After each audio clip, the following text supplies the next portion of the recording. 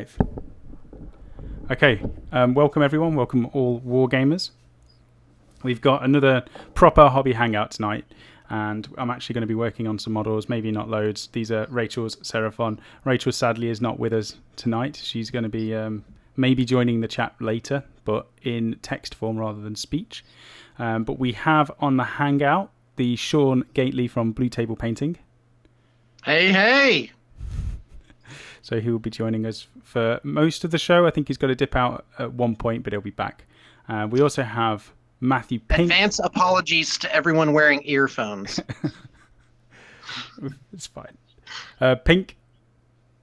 Hi, everyone. And we also have Mike. Hello. So this is the four of us. We've got a bunch of topics to go over. We have some information for 8th edition updates. We're just going to cover the stuff that we haven't already gone over and take our thoughts on that as well. If there's any more topics or questions that you want to ask us for future shows, follow the link in the description below and you can just send them to us and we'll stack them all together and we can make some shows out of it. Also, if you want to ask us some questions today or an individual on this hangout, just pop it in the chat and we'll go through that as well. So we'll quickly see who is in today. We've got 30 odd people already waiting. We got Henry, Stephen Leggett. That's another live show. You managed to get another live show, Stephen. Well done. He was saying he was upset because he keeps missing us live. John Sonator, Sean Dewitt, who was talking about the blast wave of awesomeness from Sean, and he got one psychically. What else? We got Frost and Fists. This title is clickbait for me. What did we even do? Oh, will shooting dominate 8th edition? That was one of the things I took from the Q&A from Games Workshop, so we're definitely going over that. That was my main thing from that. We have Jim Wilson. We have Auric Loveguard. We have Wargamer Viking. Hey, Spud.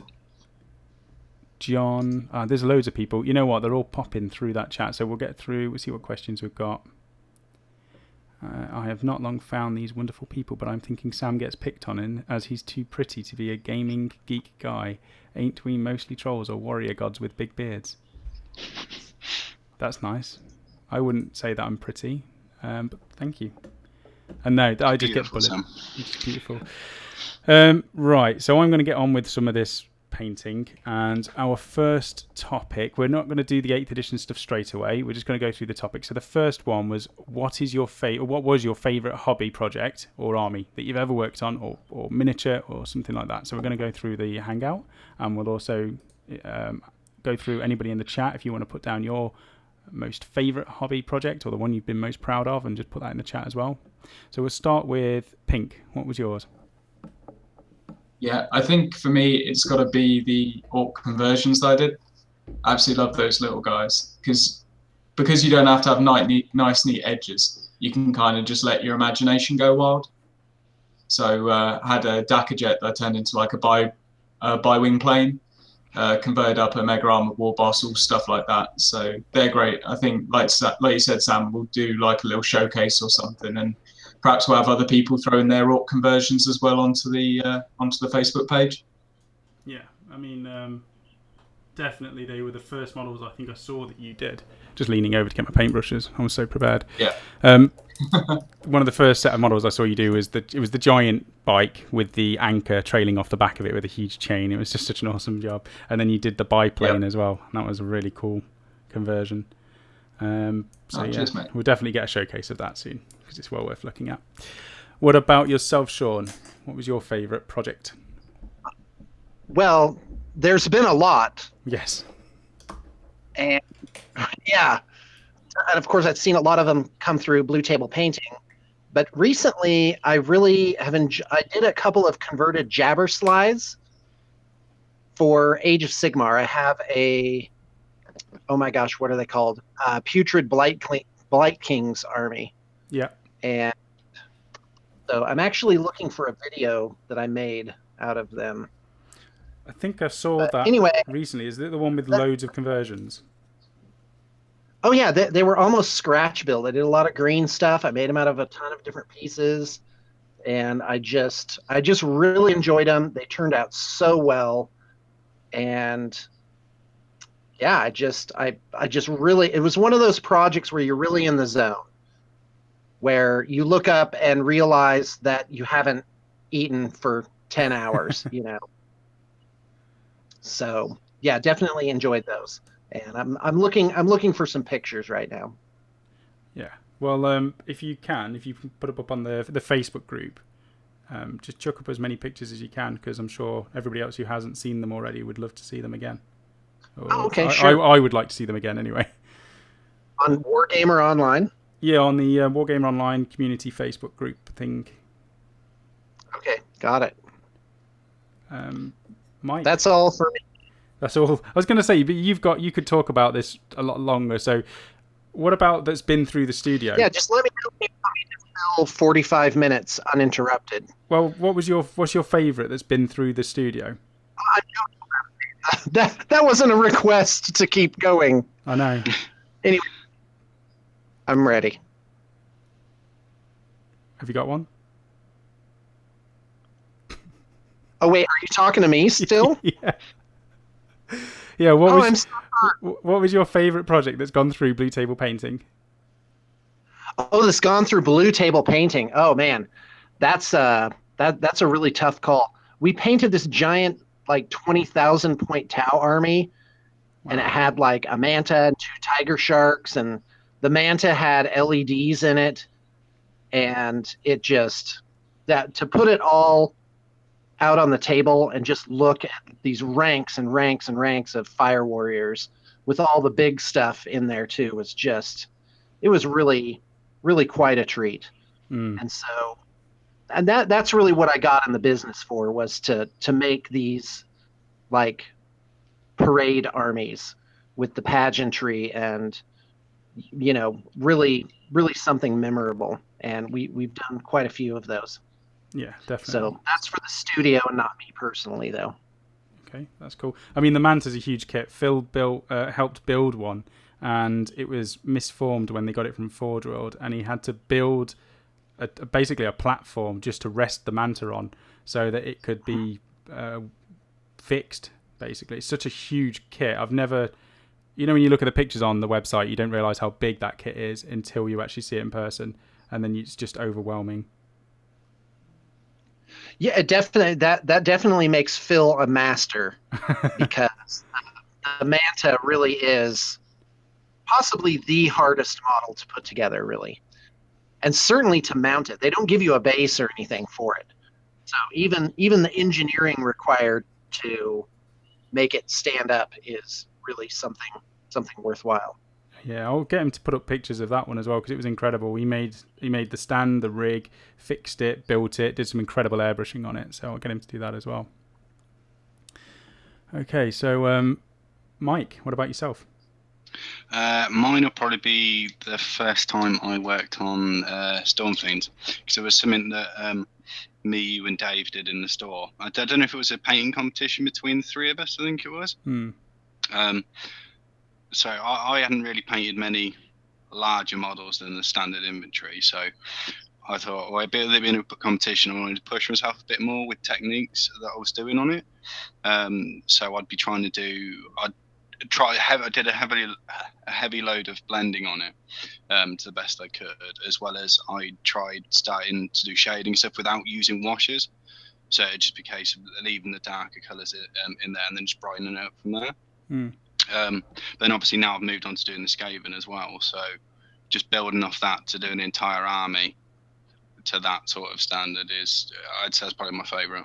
As much as I love my Elder, I'd probably say the Skaven. You are working extra hard on them, and the blending on the skin is incredible, so that's cool. Yeah, it's definitely going to take some time. I think mine, very briefly, is just going to be the Iron Jaws, just because I did them in, I think, a month. Built, painted in a month while trying to edit videos, so it was really quite ambitious of me to get them done quickly. So the colour scheme looks quite nice, even though it's very basic, and on the tabletop they look extremely impressive. So I was chuffed with how quickly I managed to batch them out and how nice they look now. I think it's partly because the Auric Iron Jaw models are so awesome from Games Workshop. You could spray paint them and put a wash on them and they're still going to look awesome, so that helped. If I could just do a parenthetical here, I'm just now uploading the Jabber slides, and somebody had a question for me, Ashley Perkins. Yep. Would it be okay if I address that really quick? Yep, go for it. It says, Sean, ever had a request for an entire Space Marine company, including vehicles? And of course, a company is 100. A chapter is the 1,000 guys. And the answer is yes. When I first started soloing in California in 2004, one of my first projects was a Dark Angels company. Excuse me, a chapter. Wow. So a guy actually did the 100 things and all the vehicles to it. It was really crazy. But to be fair, I only did like 600 or 700 of those. He already had some finished. So anyway, please. That's I mean, I've never even done a company's worth for an army. A company for me is huge. A chapter is an incredible. I think it's one of the, when you see the Games Workshop White Dwarf army spreads where they show you an entire equivalent chapter for showcases. They're the ones that I think, one day maybe, and then I just realise I'm never actually going to stick with an army for long enough to do that sort of thing. But it's always the greatest part of White Dwarf magazines is looking at somebody's achievement like doing that. Sean, how long did that take? And that's a lot of models. Most painters out in, painter land are boutique painters and do like small run to a high quality. And I kind of have always been the opposite of that. So it only took me like, I think 2 or 3 months and then with my other stuff in there too. So I've always had a penchant for painting a lot very efficiently. Yeah. You really like that as well, don't you, Sam? Yeah, I mean, I prefer to do... I spend more time working out how I'm going to get a fast colour scheme than actually doing it. I think I actually spend more time in the planning stage and testing models, and then I just go through and paint the models in a day. So I wish I could do that. Yeah. Right, let's go through some of the... Go on. Oh, I'd much like if you said, "Hey, Sean, you can paint these 100 Ormagants, or you can paint these 10 role-playing game heroes," then I'd take the Ormagants any day. I'm the opposite, complete opposite. But that's why the commission painting studios are perfect, and that's why there's so many different types as well. You love the stuff that other people hate, and that's a service that's definitely worth having. What have we got? Turrican saying I'm one of the better looking... Oh, Sammy's one of the better looking Nurglings around. Thank you, Turrican. Harry Painter says, for me, so his most favourite project was his Russ getting it on the Forge World Facebook page and soon to be shown in White Dwarf. That is awesome. It's very nice getting stuff in White Dwarf. Impressive. Yeah. He paints really well. Harry Painter models are brilliant as it is, so you can see why it's on the White Dwarf. I sent in to... What did I send? When I worked at Games Workshop, there was somebody who worked at head office who lived locally, and he just took a unit of my models in, and they got put in the Visions, the bigger book, 1 year. I think it was last year or maybe the year before.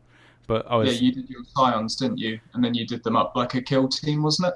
Yeah, I based them on the Gaunt Ghost, Tanith Ghost models. So they were converted from High Elf Shadow Warriors. They had... No, not Shadow Warriors, the Eternal... the Rangers, Wildwood Rangers, the ones that have got the hoods. So they had those hoods and some cloaks from Shadow Warriors put onto the Scion models. So they just look like Tanith Ghosts. I was quite proud of that. They look beautiful, to be fair. And then you did those nice flame effects and stuff like that for the flamethrower. Yeah, that was fun. That was interesting, trying to learn how to do that. Or just figure it out. Yeah. Yeah, well, actually, I'm not going to go into detail on that. I think I almost set things on fire. Don't explain. Yeah. Actual fire to create model fire. Put the pictures up on the Facebook page if you can find them. Yes, most definitely. What else have we got? So they're talking about 8th edition when it's going to be announced. So announced tomorrow, released June 3rd. That's the other rumour I've heard, and I really don't want it to be pre-order tomorrow because it means I'm on holiday when it's released. And No, but Sam, this could be perfect though, because if it got like announced tomorrow, it probably means 2 weeks pre-order. But I bet you they'd actually have it live at Warhammer Fest, so you could actually pick up a copy and take it on holiday with you and read it while you're out there. I don't think there's going to be that much to read, and I just need to get the army built. I need Primaris Marines. I'm doing a company of Primaris for starters, so I need to get that as soon as possible. Stephen Leggett saying I thought it was the 16th. Yeah, I mean, we'll see what happens tomorrow. Maybe it will be announced, maybe it won't. Frost and Fist, my favourite was a little diorama of a Raptor Cavalry Rough Riders. I think I've seen that. If that's on your channel, Mythos, I've seen it, and it was really nice. There was a cultist with a rifle hiding behind some bushes. A third Raptor came from the side. A tree stump had a speaker that says "Clever Girl." That's brilliant. Clever Girl. Good old Jurassic Park. Ryan Benfield, I'm a bit confused. Is skirmish like Armageddon? I think we'll talk about that in a moment. We've only briefly looked at it, but from everything we've seen, it is pretty much. I think Armageddon Shadow War was a really smart move from Games Workshop. Like when they did Age of Sigmar, you had people go and they sort of create fan-based things like Ninth Age. Yeah. And so I view it as Games Workshop preempting that by making, keeping the old rules and creating a format for it ahead of time. Yeah. It's that whole community engagement again now. They've looked at what the community has done, adapted it to work, and they've released a new format that people can use. And everyone loves Necromunda and Mordheim, so having a newer version of that to play is definitely a bonus. I don't know if it was on purpose, but I guess that it was. And it really is brilliant. And I think the biggest bungle of that type was Wizards of the Coast with Pathfinder, with D&D versus Pathfinder. They made an addition, they made a drastic change, and they basically lost the Dungeons and Dragons franchise. Yeah. Like Pathfinder, not to make this into a different topic, but Pathfinder really is the new Dungeons and Dragons. Yeah. So, anyway, yeah. So I think Shadow War is going to be a great game just by itself. We haven't played it. We've got Phil, the studio. So the studio update, if anybody's interested on that, we've painted all of the primer on the walls. We've got one wall to paint green, and maybe we're going to paint 3 of them grey. We haven't decided yet, but the table has been moved to the studio. Phil's awesome studio table with lights and all sorts of. It's basically a transformer that you can play games on. So that thing's awesome. And where was I going with this? Oh yeah, Armageddon scenery. So we looked at the city board that he's created, and there's just so many towers, buildings, bridges. He's hacked up a load of the city tiles that you can get from Games Workshop, and it's just incredible. And along with all of the Armageddon scenery that we've got, we're definitely going to be playing that game soon. Right, what else do we have? Turrican, if it's a pre-order tomorrow, then my mum will be getting a 40k starter box for her birthday on the 4th of June. Good enough. And Phil's joined us. Hey, Phil. I think Kablams is plugging himself again. I bet someone has a video with more info on AOS Skirmish. Most likely. Stephen Leggett. What else have we got? Yeah, so everyone's happy that Phil's turned up. Primarch of the Beards has descended from the firmament to join us mortals. Jeffers72, Sam, please do not get Primaris Marines. You are better than that. I'm really excited about Primaris Marines. Don't dislike. I know we've got no dislikes at the moment. Please don't give me one. Just give us. I'm with you, Sam. I've never played Space Marines because I thought they were kind of goofy looking, and everybody does them. Yep. And with these new models, I can't get past it. It's amazing. I'm just in love with them. Yeah. I'm exactly the same. Go on, Pete. If you don't get dislikes for your Primaris Marines, if I didn't get any for my Tau, you're not getting any for the Primaris Marines, so that's okay. I'm doing Primaris. I absolutely love them. I'm sorry if people don't like that. I'm just deciding on a chapter at the moment. I think it's between Dark Angels and Space Wolves now, but we're getting closer to a choice, which is something that doesn't happen for me. Normally, it's am both. am I allowed to have a unit of them yet? No. Even if it's just one unit. I only want one unit. No. Just one. No, they're mine. Please. You're doing Ultramarines. You've got Gilliman. You've got every other Space Marine unit available. I am only having Primaris.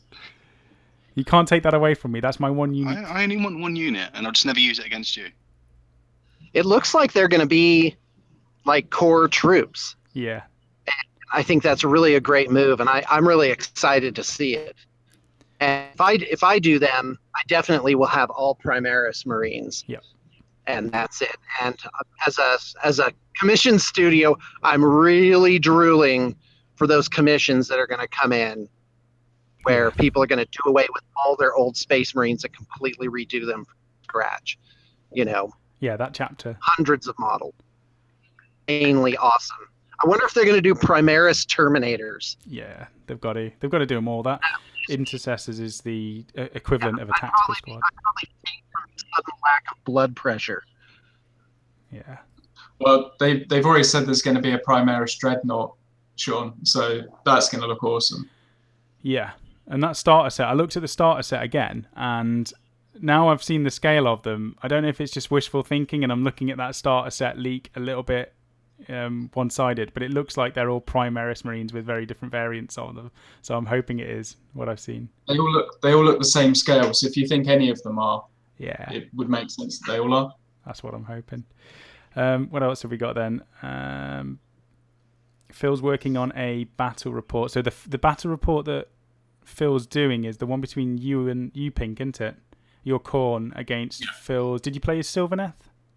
Yeah, he played as Sylvaneth. Yeah, so no spoilers on that, but it's a pretty awesome game. All I've had for the last week or 2 weeks, because it's been a long time editing because we've been working on the studio and doing other stuff, but all I've heard is this battle report's awesome to edit. So it can only be decent to watch if it's awesome to edit, because editing is not fun at the best of times.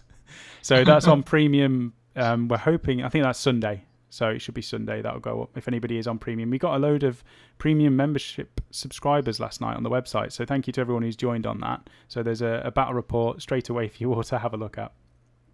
Rachel will probably be the next. Actually, no, I think this weekend we're going to try and film in the studio as well. And Dave's bringing his ogres down, and we're going to have a game with them hopefully. And you as well, Pink. We'll probably have a fight again. Maybe. We'll see. Yeah, no, sounds good. Okay, let's dip into 8th edition a little bit, and then we'll go back to some of the topics. I've not done much painting, so I apologise. This is what happens when I come online. This is procrastination at its best. I'm like saying I'm going to paint, and I'm actually just talking and reading people's comments out, but that's fine.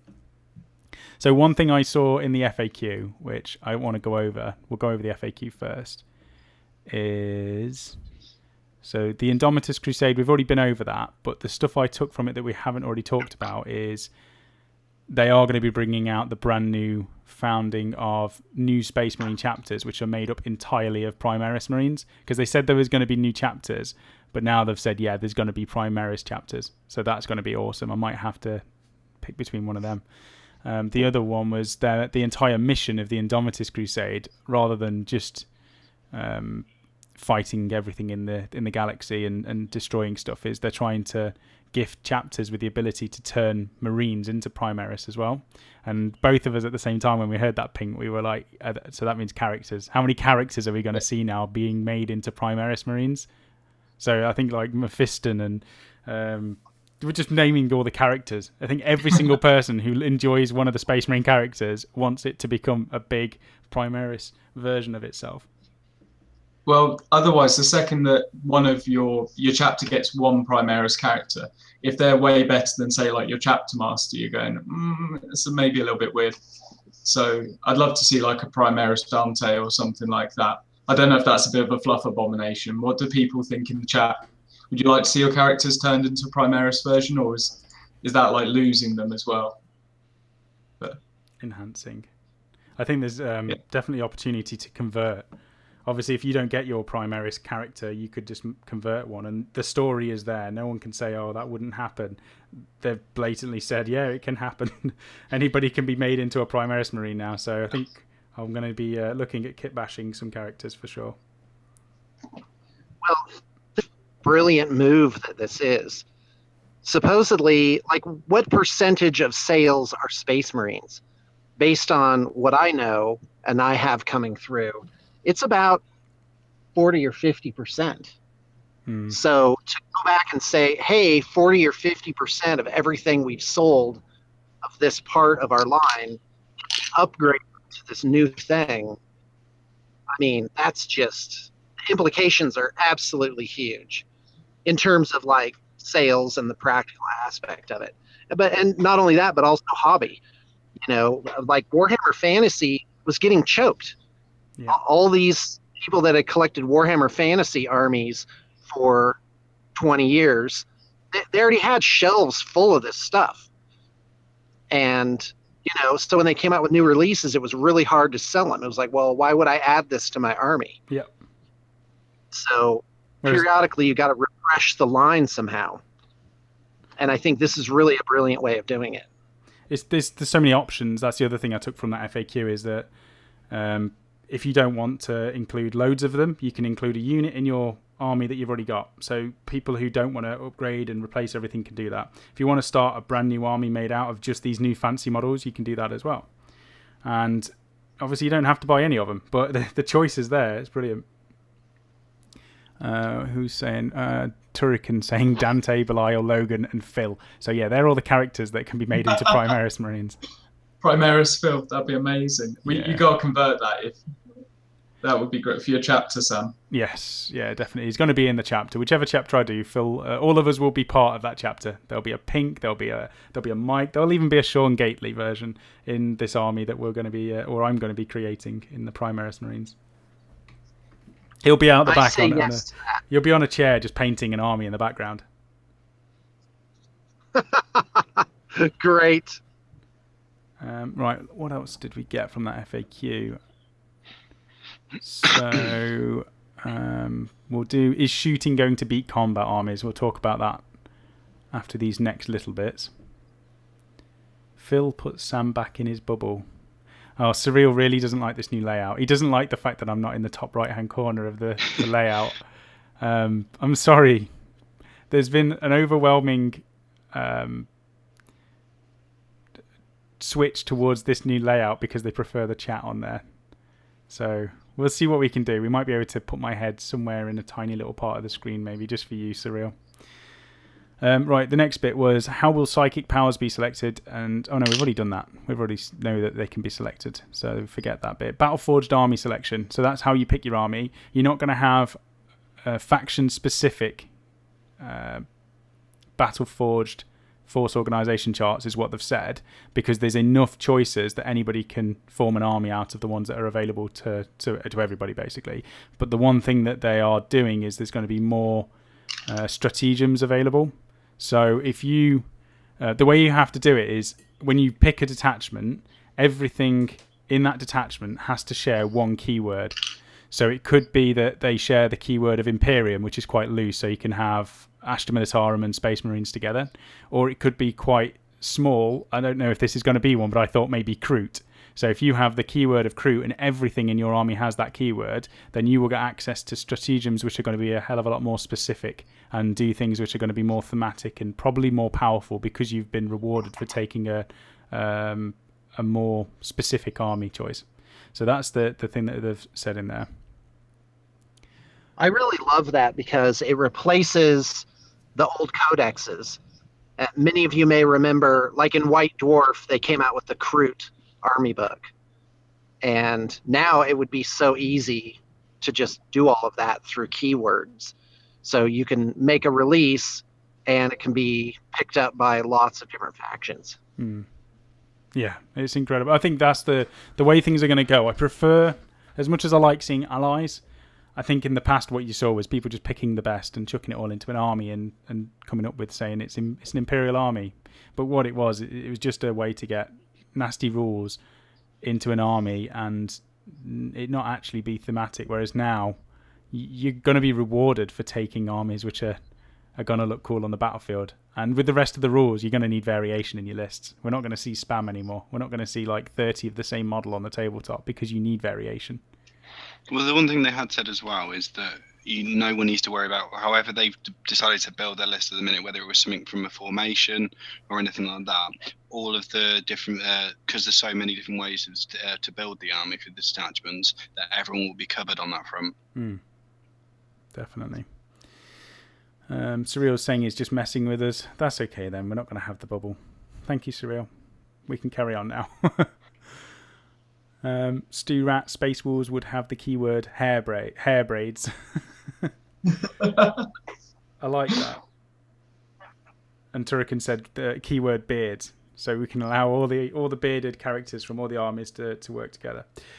So what else did we have? Vehicle transport. So transports can carry. We're going to talk about vehicles in a moment, but added on from the FAQ was that transports can carry as many models from as many units as is available. So if a Rhino's got a transport capacity of 10, it could carry 10 characters, or it could carry a 5-man unit and 5 characters, which I think is pretty awesome.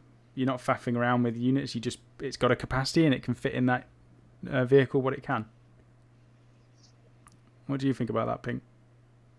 Yeah, I think this was pretty much needed as soon as they said that characters couldn't join units. Because if they kept it the way it was before, it meant that you could never put a character in a transport unless he was the only guy then. Yeah. So, and I think it always made a lot more sense anyways. And this means you can have 2 5-man stern guard squads in the same Rhino, for example. It's a lot more it makes realistic. no sense why you couldn't put them in. So. In terms of realism, if there's a Rhino rolling past a unit of 5 and 5 guys in a Rhino and there's a character who's like, "Can you please let me in?" Nah, sorry mate, you're in a different unit. You're gonna have to walk. Like that wouldn't happen. They'd just chuck him in the back of the van and drive off, wouldn't they? I don't know. I like it. I much prefer that. One of the interesting ones is going to be a case of whether you have to get both units out at the same time, or if they can, if it can only be like one per turn, because that's something they haven't gone over yet. Yeah. What were you saying, Sean? Oh, I was just imagining the character being left behind. He's very sad. He's like kicking a little rock on the ground. Nobody wanted him. You just wouldn't bother, would you? The more flexibility, the more interesting the game is going to be. Yeah. And I've always seen artificial limitations being put on things. But of course, with allies, we saw sort of the opposite, where when you just remove all the limitations, then you end up with, everyone kind of cherry picking the most mathematically powerful units. Mm-hmm. And of course, and now they've actually taken care of that in an even better way, which I've thought of for years, which is you should just have the points published separately. Yeah. And then you can, ideally online, I'd love to see them have just a website where, like with StarCraft, yeah, where, they just do patches where they just change some of the values of them. In this case, the master value of the points cost. And you end up being able to just fix everything, And a lot of times just by a few points, makes something go from terrible to not terrible. And one last comment. And the more competitive something becomes, the more those slight variations become obvious. Warhammer 40K really is a competition sport. It has like these really high levels of competitive play. And I mean, sometimes I wonder, well, if you had the Olympics of Warhammer 40K, then tiny little variations would make huge differences. Yeah. And, that's where it goes. And let's face it, even if we're playing for fun, we still spend some time, making sure that our units have some muscle. I think going back to what you were saying about the online living rule book in a way, or the points sheet, that's partly what I think War Scroll Builder or scrollbuilder.com getting involved with Games Workshop with, because you can go on scrollbuilder.com, you can do your army list through the website, and I think if they're going to be doing updates regularly with a somebody who is doing that already, I think that's only going to be a good thing, really. I think we'll go on to that now, actually. The next question, before we go on to... Very quickly, actually, let's just go over how do you record your army lists, because it's one of the questions. It matches with that War Scroll Builder. So for me, if I'm doing Age of Sigmar, I use scrollbuilder.com every single time, unless there is a army list on Quartermaster, because most of the time I'll use Quartermaster on my phone, although I've found quite often that the point values aren't always the same as what they are in the book. So I end up checking everything in a template to make sure that the point values are correct before I start using it, which I find takes a bit of time. So for me, it's Quartermaster or Scroll Builder. Mike, how do you build your army list? How do you write your army list down? So normally I just do through the decks and pen and paper, but then for Sigmar, I think it was you that put me on Scroll Builder, just because it's just clicking buttons, so it makes it a lot quicker and easier to do. So yeah, just quite simple. Yeah. Pink? Yeah, well, sort of similarly for 40k, I use Quartermaster. Like you said, once you've got on your phone as well, it's also something you can kind of do when you're out. You just got a little bit of free time as well.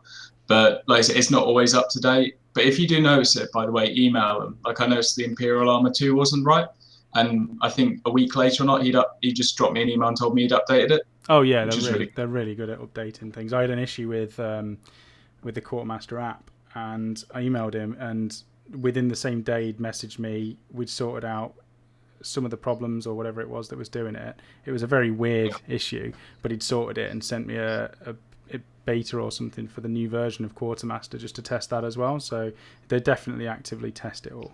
I know you look at the Age of Sigmar app as well, though, don't you, for your army building on that? Yeah, because once there's an official app, I think something like Quartermaster becomes a little bit obsolete, because that whole sort of wondering whether or not it's completely accurate, that just goes out the window because you're using the official thing. Yeah, that's true. And I think that's probably the best way of doing it, sort of thing. And also, if you're using that app, it's quite easy for me then just to flick between the rules and the actual army builder itself, which I like. Yeah. But so I'm really hoping that I think they've announced that they are looking at doing something like that for 40k. That would be an absolutely great little steal. Yeah. And I know there is a subscription for the Age of Sigmar app, but it's like £1 a month.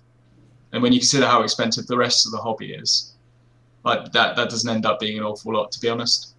Nah, £12 a year for a living points. Yeah, it's fairly good. Sean, what about yourself? Oh, this might be where he's popped out, actually. Because I'm looking at the Hangout and he has disappeared. So Sean has left us for the moment, at least. Right, let's get back onto the FAQ. Let's do the chat. We've got some more chat. What have we got? Oh, there's quite a lot of chat. This is what happens when I'm trying to keep things on topic, paint at the same time, and read chat. It's difficult. Maybe we'll just do another chat rather than a hobby hangout, and I'll just pretend I'm doing a hobby. I think combat, this is from Gary Waddingham, I think combat will be stronger due to being able to charge with vehicles. You can use that. You can use those to charge first, soak up the small arms fire, then charge with a strong close combat unit. Yeah, I didn't think about that. We'll go on to vehicles in a moment, but that is definitely something you can do. Frost and Fist, they hinted last year that one Primarch would go to Chaos and one would turn loyal. I've always loved the idea that he comes back from the dead, but death had changed him. So I imagine that's Sanguinius. That would be awesome. That would be cool. Might be a different... Yeah, it is Sanguinius.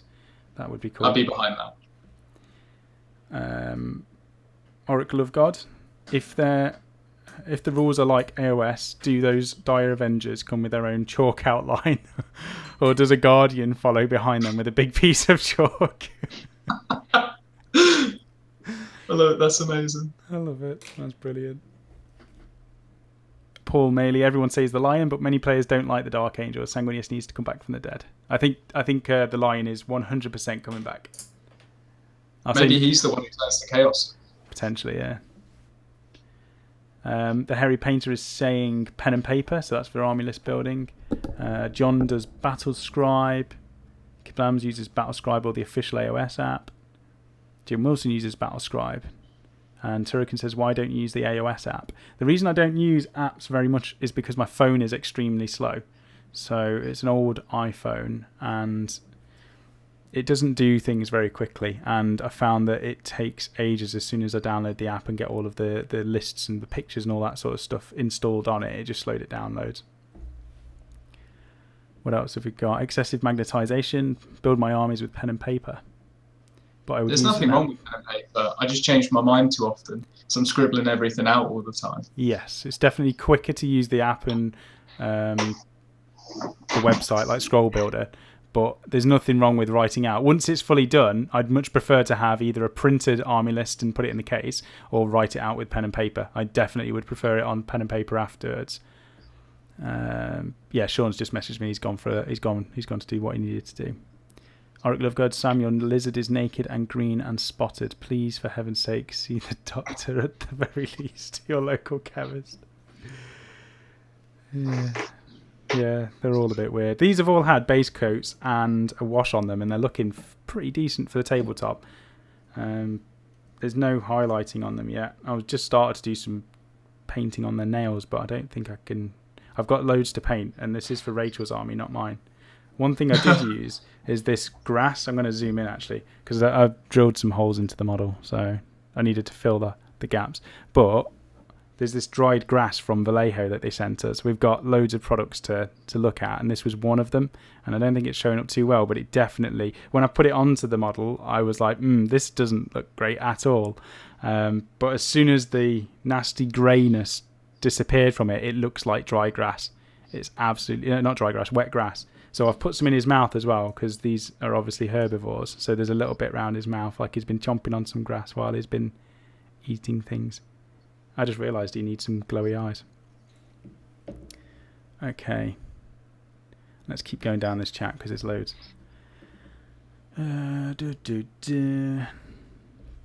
Combat, did you catch the bit where they said you can consolidate? Yes, we're going to go on to that bit. I'm late to the chat, but are you planning to film a guide to AOS? Yes, we definitely are. I think we were going to get Spud down when he's available, maybe. That'd be a good one to do with Rachel, perhaps, as well. Oh, Rachel knows AOS, that's the thing. Oh, you mean Rachel teaching? Yeah. We're doing a series it's not with magic. No, don't do magic. No, we're not doing the magic phase. We're going to go through painting with Rachel for definite. We're just waiting for the studio to be done, and we're going to film that there. So Rachel's going to learn to paint from the studio, and we're going to do that from start to finish. She's never painted before, and we're going to start her from the beginning. Okay, so what were we doing? Let's go back to the FAQ. Let's look at, so is shooting going to beat combat armies? This is quite a big one that a lot of people are up in the air about. Some people, I know Mythos is definitely thinking that the shooting armies are going to still be the most dominant in 8th edition, but I'm very positive that, I'm just going to stick him on there actually. Very positive that they're going to balance everything up a little bit. Ryan Benfield, how big is your table at the studio? It's an 8x4, but it can go down to a 6x4 or a 4x4. And we've got room around the table to fit people. We've got room for the unboxing table. And it's a nice layout and a nice room. So we're really excited to start filming there. What was I talking about, Pink? You're talking about close combat and whether or not you thought it'd be better than shooting. Right, so what somebody was saying is our combat arm is going to get absolutely destroyed in 8th edition, and their answer is no. So it's going to be different for each faction. Every faction is going to have ways to deal with shooting armies. One of the main things that they've said is everything's got faster. So, or at least the units that are going to be aiming to get into combat, they're faster. So you're not going to be spending as long walking across the field, and the shooting armies are not going to have the time to pop you off before you get there. So that's definitely something that's going to help get into combat in the first place. One of the other things was the rules for things like the currently deep strike, so Terminators or drop pods or Tervigons coming up from the ground. The fact that they can charge on the turn that they appear means they don't even have to walk across the table. You can come up from the ground, or you can land, and if you pick a very specific army, you're going to have extra command points available, which you can use for things like rerolls. So you can charge, and if you fail the charge, you re-roll it. So you can almost put the odds in your favor to get certain key units into combat. And that goes on in a moment. We're going to talk about the consolidation. So once you've killed a unit, you can move on to the next one. So that's going to be incredible as well. Well, I'll tell you what will help deep striking armies as well is the fact that now templates are gone. Yeah. I know that some things do multiple hits, but the problem you always had was that you plonk down your Terminators literally base to base, and then someone would fire a Riptide or something at them and just hit all 5 of them. Yeah. And you might be left with like 2 guys out of the squad. So the fact that templates are gone, I think, really helps deep strike a lot, actually. Yeah, definitely. The other thing was, you know how they're saying you can leave combat. That was one of the things that was like, oh, combat armies are going to get beat because even if you charge a unit, they can just leave combat, can't they? At the moment. Yeah, it's a fall back, isn't it? You can fall back from combat. You can't charge and you can't shoot or something if you do that, but units like Tau, battlesuits, they can just use their fly ability to jump out of combat and shoot still. So one thing was like, how are you going to get around that? And they said that you can pile around units. So you actually charge and you pile around stuff, and if you've surrounded a unit, they can't fall back. That you need to be physically available. You have to be able to fall back. So if you surround units, that stops them from even leaving. Did they say anything about units having an ability that would stop anyone from falling back as well?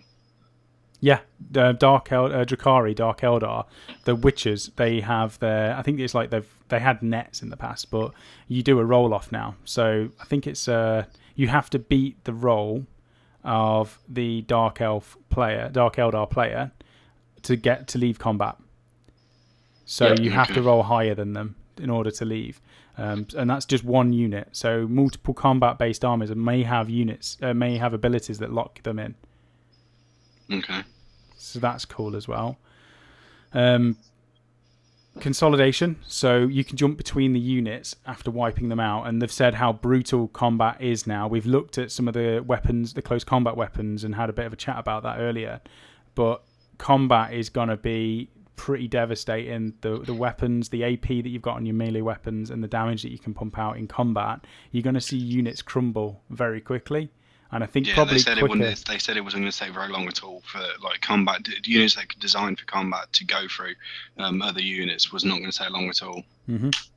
And you can see stuff where you'll have a unit charge, wipe out them straight away in combat, and then move on and consolidate into the next unit, which stops them being able to be shot at. Yeah. So I think that's one of the key things we're going to see in 8th edition is tactically moving your stuff in a way where you can surround units, where you can move from a unit to a unit and almost use enemy units as cover so that you don't get shot, and just kind of chain all of your charge in. And it was definitely, I don't know which edition it was, but consolidation was king, and combat definitely thrived in that edition because of the fact that you could jump in and out. So that was the combat. In terms of weapons, we may as well go on to that now, actually, and then we'll go through the chat again.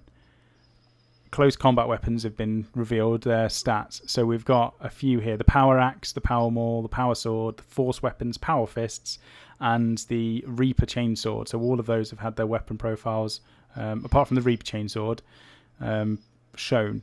So the Power Axe has got +1 strength, -2 AP, and does 1 damage. The Power Maul has +2 strength, -1 AP and 1 damage, and the Power Sword has strength the same as the user, -3 AP and 1 damage, which initially Pink, I think, lost it a little bit, didn't you? You weren't too sure about the -3 AP on the Power Sword compared to the -2 AP on a Power Axe, which was always better at piercing armour. Yeah, I'm a little underwhelmed by these, to be honest. I know that you're really excited for them, Sam, but it's just purely because now with the normal 3-up save, the Marine's actually going to have still a 5-up save against the Power Axe, which just feels really weird to me because you always traditionally brought those to take on even Terminators. So whilst we're saying that close combat's going to be devastating, I think actually what we've seen is that unless you have a lot more attacks on these close combat units, you're actually going to see even less things die to power weapons than you did before, because previously it just ignored the armor completely. Whereas now everyone's pretty much getting a save against everything, which feels maybe a little bit weird to me. But I think part of that is that survival. The main thing that I've got so far for 8th edition is stuff is going to survive. It's not going to get killed in one hit. which is what happens currently. If you charge a power axe unit into a Terminator unit, the Terminators are dead. You know what I mean? You can wipe stuff out. Power fists, at the moment, if you have a power fist and you punch a character, generally it's dead. If it doesn't have an invulnerable save, it's gone. Whereas the switches at the moment, the power fist has got ×2 strength, it's got -3 AP, so it's still the same as a power sword, but it does D3 damage rather than 1 damage like the rest of the power weapons. And the ability on this, I don't think it's an ability, but it has a -1 to hit, because of the fact that it's effectively unwieldy. So it's ×2 strength. It's going to be able to destroy vehicles. It's going to be able to wound pretty much everything on a 2. And it's got the -3 AP. So it's still going to... It's basically a tin opener. It's still going to get through stuff. However, the D3 damage is nowhere near as powerful as ×2 instant death is currently in terms of killing characters. In some ways, I was going to say in some ways it's better. Because if you're going to be punching, say, a Wraith Knight, previously each of those would have just done 1 wound. True. So now they're doing D3 wounds each. So they've got better at killing monstrous creatures, worse at killing vehicles, but perhaps that just making vehicles better because they did tend to explode a bit before. And you know what, like as well, making your characters more survivable, which is nice. It's also not... That's just one attack. One attack could do D3 damage. Yep. If you've got characters like Marnius Calgar, 2 power fists, how many attacks is he going to have? Is he going to have 4, 5, 6 attacks, which all could potentially do D3 damage each? Yeah. So I think we're going to have to try it and see what happens. But I think if they had... Because we were debating whether instant death was still going to be in the game. I don't think they're going to have it in there, because otherwise you've got these wounds, characters with like 8, 9, 10 wounds. If you have a power fist and they have toughness 4 and you punch them with, do 1 wound to them, they're not going to die from that. The idea is that stuff won't die in 1 hit and they're going to be a bit more resilient. But these weapon profiles are definitely higher than what we've seen for a lot of the standard sort of equivalent ranged weapons. You look at a bolt gun, and a bolt gun doesn't have an AP. It does 1 damage. It doesn't have extra strength. If you compare that to a power sword, and we don't know the points cost on any of this yet, but a power sword already does -3 AP, which is, you're going to get in combat and start shredding anything that's got armor on it. Yeah, you said something interesting earlier, I thought, which is I'm still comparing everything to what it was in 7th, and then that's why I feel like sometimes some things have been nerfed, whereas you're just looking at it fresh. And perhaps that's why you're more optimistic that these things will work out. And I think you're right to some extent, because we don't have all the information. Yeah. Zach Daniels brings up a really good point, is what I said earlier, is he said his issue with power weapons is actually a modelling one. Like loads of people did power axes, myself included, and that was for Horus Heresy because of the amount of Artificer armour going around. But now actually maybe I'm thinking that swords is more optimal. So I might need to remodel some of them. They were optimal for killing Terminators, weren't they, though? Whereas now they're optimal for killing something else. Every weapon has got a use in 8th edition, and just because people take Terminators currently in 7th doesn't mean that they're going to be used quite prevalently in 8th edition. So I understand what you mean. Like, you've got a load of weapons which are useless for for what you're going to be using them for in 8th edition. However, everything has a use in 8th edition, so it's not like they're going to be... They've tried to get away from there being an optimal weapon that you will take as an auto include right over something else. So it's not like they're useless. They just may have a different use now, and I think that's the way I'm looking at it. This is the way I'm seeing it, is now that everything it's designed to do something in particular. So you're going to see a lot more varied lists in the way that armies are built now. So you're covering all factors of the game then, of what you might come up against. Which is, I think that's going to be amazing for all the different armies and units you might not have previously seen very often, now coming back into the game. I just think it's going to be so much more fun. Yeah, just bear with me 1 second. Sean's back, but he hasn't joined Hangout, so I'm just going to get his email again.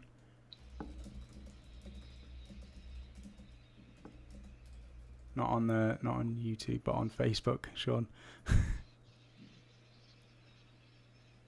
Just having a look at some of the chat, Frost and Fist is saying a pack of cavalry wielding power fists can't run and take down Knight or a Baneblade in 1 turn anymore. Actually, I think that they still might be able to, in all honesty. We've already seen that the Imperial Knight, for example, doesn't have a invulnerable save in close combat. So No, he's it's only got it in the shooting phase, and that's now rather than on. It doesn't matter what facing the unit is that's shooting it from the shield now. That's all the way around. It gets an invuln from ranged attacks. Yeah. So every one of the guys with that power fist is hitting on a 4-up. Is probably wounding them on either a 4 or 5. Sorry, I can't remember if it's toughness 4 or toughness 8 or 9. I think it's 8. I think. Yeah, so wounding on 4s then, and he's only going to be able to save on a 6, and each one does D3. You're probably right, actually. It's probably not one round of combat. It'll make a good dent in him, I would have thought. Yeah, it was. That was. I think that's what they were saying in the focus on the knights today. Was that is the one thing that knights would have to go careful with is being in combat. They're more vulnerable in combat. However, the stuff that the stats that it's got for its attacks and stuff, it can definitely dish out damage itself as well. Mm-hmm. Oh yeah. Frost and Fist Mythos has said why. Did you just cover this? Why is a power axe worse AP than a sword? Did you just say this, or not? Did you cover that? Oh no, we were just saying we were talking about that earlier, weren't we? Yeah, I mean, in terms of rules-wise, comparing it to 7th edition, obviously it's a big change. It doesn't make sense at all comparing it to Sean's. Hey, Sean. What was I saying? I get distracted so easily. I'm so bad. So yeah, comparing it to 7th edition, it doesn't make sense. However, looking at it realistically, I don't know, I was thinking weapons. I'm not great on my weapons. I don't know realistically in medieval times whether certain weapons would do more damage, but I've always thought a sword would be able to pierce armor a little bit better. An axe would do probably more damage. Once it cuts through, it's going to shred your skin and things like that. A power maul would just shatter everything. So I think maybe they looked at it as, what is this weapon and what would it actually do in comparison to something else, and then made some rules for it, while trying to keep it as close to 7th edition as possible. Well, now they got rid of initiative, they had to have a way of distinguishing between the sword and the axe as well. I think it makes sense that the axe gives you additional strength. So Sean's come back for the best part of the show. It's weapon talk. Yeah, we're talking realism now. Yeah, I know it doesn't make sense. It's galaxies. No, I love aliens, but I love it. One time I was down at my local game shop, and some nerds were really heating it up with a "Do Minotaurs have breasts?" argument. Well, like, or udders instead. They have udders, Yeah, that's another conversation. That's another topic. We could do a whole show. I think that's very important, and you should devote an entire show to it. We will, and you can guide us through that. Watch now. All your comments are going to be derailed on. Yes, that's fine. That's fine. What else do we have? Chaos commence. But I did have a comment they released today, the weapon profiles. If you notice, they all add up to 3. Like a -3 save, or +2 strength, -1 save. So it's 3 units. So they really do fill different roles. Yeah. Like, do you really need to knock off that armor save, or do you want to get that additional strength? And the strength toughness chart is not linear anymore. Mm-hmm. It's got weird sort of wavering areas in it now. So, better math crunchers than I, who am I kidding? I'm one of the best, are going to have to really sort this out. Because the nerds, the collective hive mind of 40K nerds is just going to chew all this stuff up. Well, that's what we're here for. I mean, Pink is incredible at this sort of stuff. And I was saying before, like, Pink is our tactics, knowledgeable, intelligent, crusher of numbers. If anyone's seen, what was it, World of Warcraft, Leroy Jenkins, at the beginning of that clip, they're like, number cruncher, that's Pink. He works out statistics and percentages very quickly. It doesn't work out well for him, Sam. Don't use that as an example. Yeah, we're not okay. He's not going to lead us on a raid or anything. That's not what Pink does. But in terms of working out what weapon is going to be better, Pink is definitely going to be one to have a chat about forming an army list. The best thing is, though, Pink will make an incredibly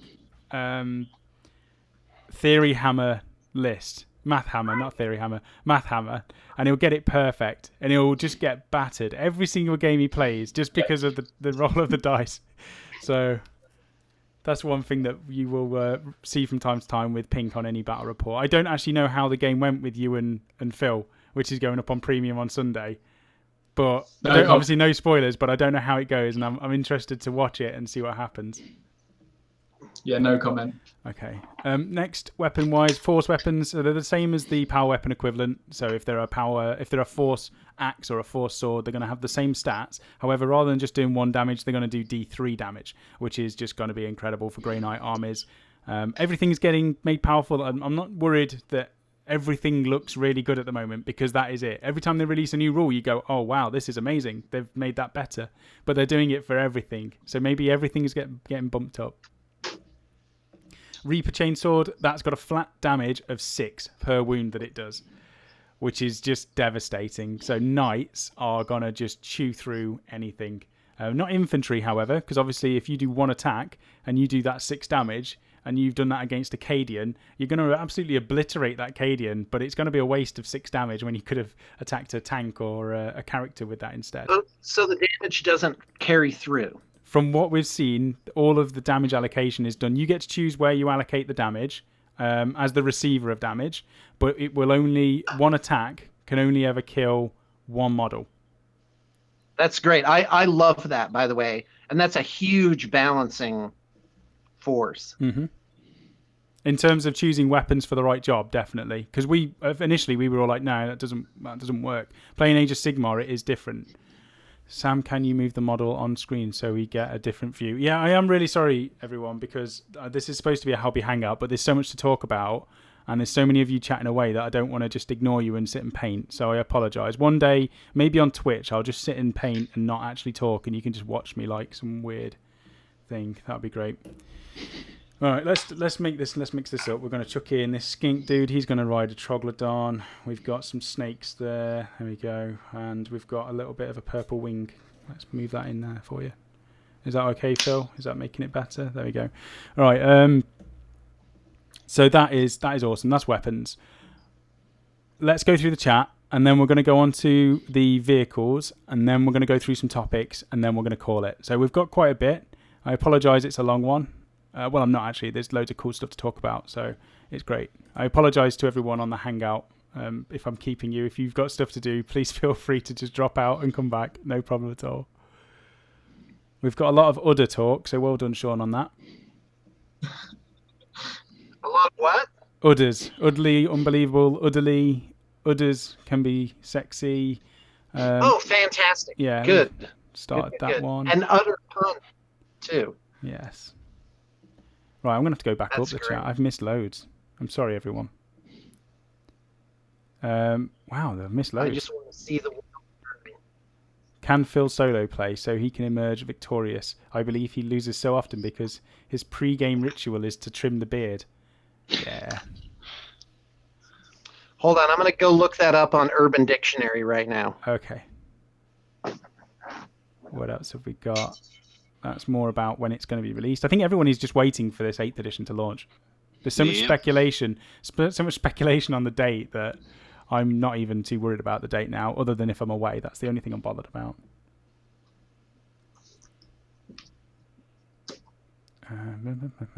My issue, so this is Zach Daniels. Oh, yeah, you've already done that one. And that one. Were you guys seeing my ear for like the longest time? Yeah, it's fine though. You know, you've got a good-looking ear. A huge embarrassment. Oh my god. It's not on YouTube though. It's just on the Hangout, so it's okay. Okay, so the public won't see the video. No, then. they'll just see my. This is why Phil's complaining, because you just see my models. I'm not actually painting. I'm just moving them around on a surface. That's what I do. Actually, that's my hobby. So S Fork saying I'm keeping my fingers crossed 8th is balanced. Anything else is a bonus. Yep, and I think it will be.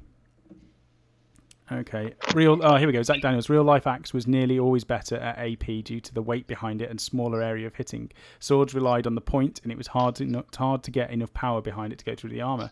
Okay, I told you I don't know weapons. Thank you, Zach. GW messed that up then. I think everyone should send an email and tell them to switch the profile. They've got time. It's not even released yet. and they just need to Please update. do. I've got way too many power axes on my Marines to go back now. Yeah. So start some sort of barrage of emails to Games Workshop. Blame it on Wargamer Online, and no issue whatsoever. That's fine. Frost and Fists. Leroy Jenkins turns 12 years old this year. That's process that. Yeah, that's. I mean, I played Warcraft since vanilla. It was an incredible game, an incredible time sink. I wouldn't recommend it to anybody apart from all of the friends that you gain along the way. What else have we got?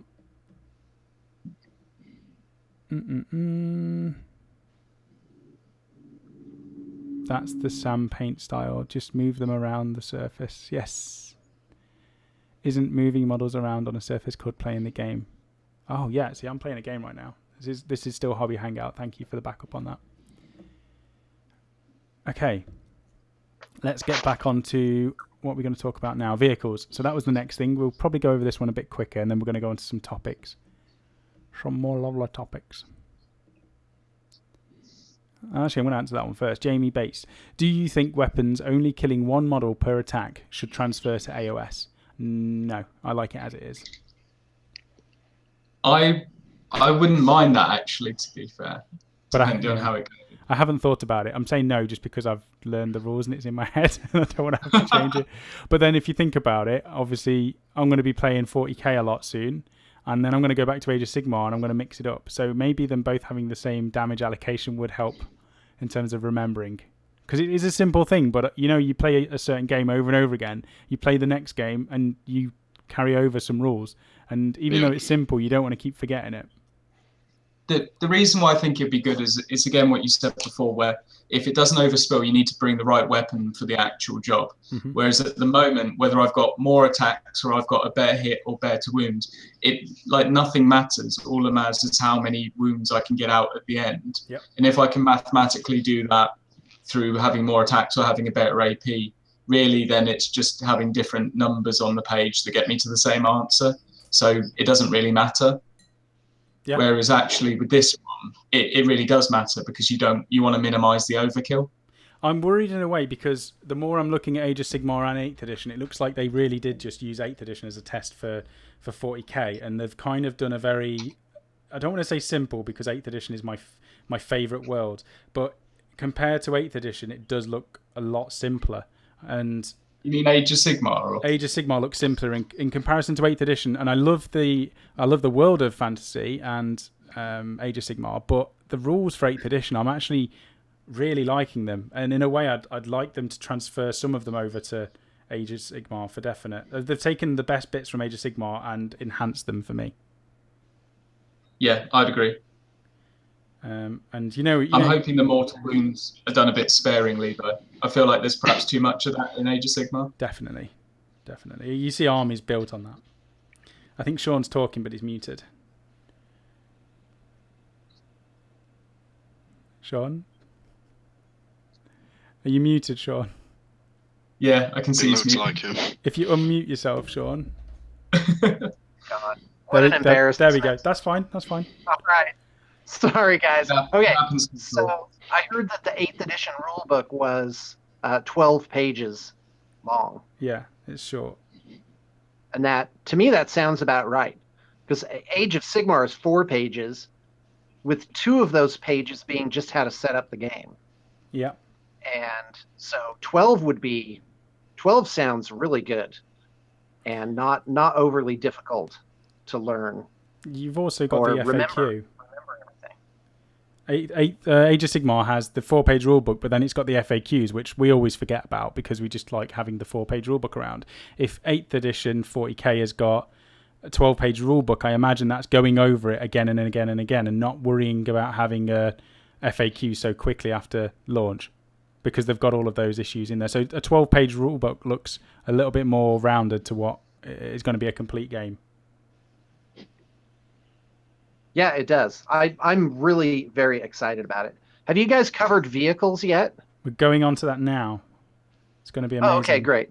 Because to me, that's very interesting. Like, that's the vehicles changes seems like the giant thing, the big bombshell. Okay, we'll go on to that. We'll have a look through. Let's have a quick look, see what else there is. If you take away the wound overspill, then this will really just be a shooting game. Yes, that's the other thing. I think having the damage allocation the way that it is at the moment, where one attack can only kill one model, it means that combat armies are going to be able to get into combat, which is awesome. If GW argue the point, I've been hit with axes and swords, so can talk from personal experience. Also a lance, wouldn't recommend it. There we go. We've got weapon expert Zach Daniels here, so that's good. Henry's asking, are you entering Golden Demon, Sam? Definitely not with this, Henry. And I probably won't have time to do Golden Demon. I would love to be able to paint to a competition level. One day maybe I will have the time to sit down and properly spend more than a few hours on something, but there is just too many battle reports and too many armies to paint for me to slow down at the moment and learn new techniques.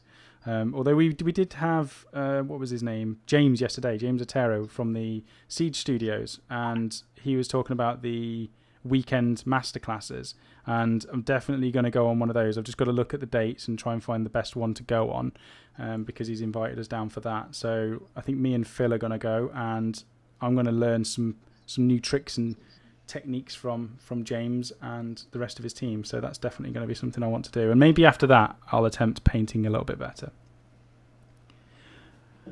AOS, really easy to understand. Zach Daniels, yeah, Warhammer Fantasy Battle was quite clunky by the end, still enjoyable, but could be very slow. I definitely agree. And Age of Sigmar, that's why my love for Age of Sigmar is now so high, because of how I've got that amazing world, I've got some awesome models, and I've got a rule system where I can play the game fairly quickly without having to read and read and read. What's under that base? Nothing. These are bases. I agree with that, Sam. I was really glad to see them basically sweep away Warhammer Fantasy as it was. And sometimes I miss it. I have the nostalgia for pushing around bricks of 50 guys. Yep. But I saw the other side of that, which was that the collections had grown so big that they started including rules for these giant formations of 50 or 100 models. And it just, I would have people make inquiries for commissions, and it would just be so many. You'd have to have at least 100 to 200 core troops just to play the game properly under that edition. Mm-hmm. So it just got crushed under its own weight.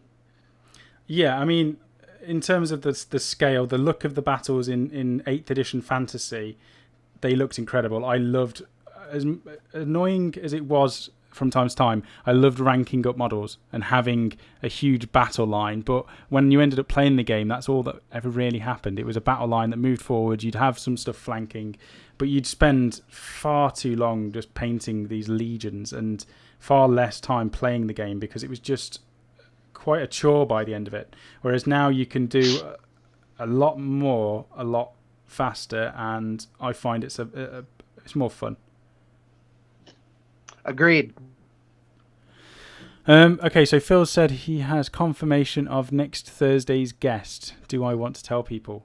Okay, so next Thursday's guest will be Gav Thorpe. Pretty sure it's Gav Thorpe. 100% is Gav Thorpe. So Gav Thorpe will be joining us next Thursday. I imagine it will be 9 o'clock BST, which is what we're doing most of these live shows starting at.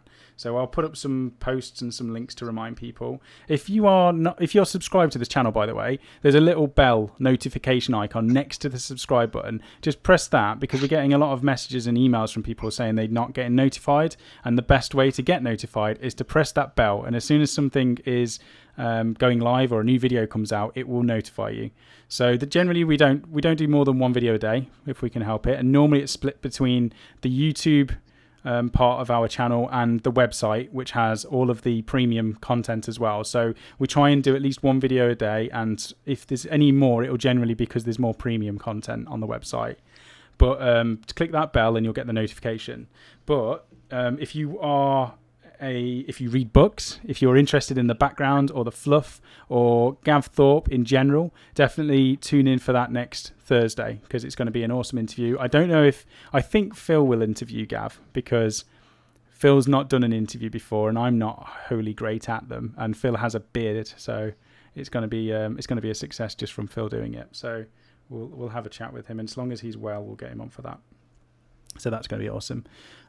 Adam Biggs, I definitely plan to get down to one of those painting masterclasses. Hopefully I'll have some time later in the year.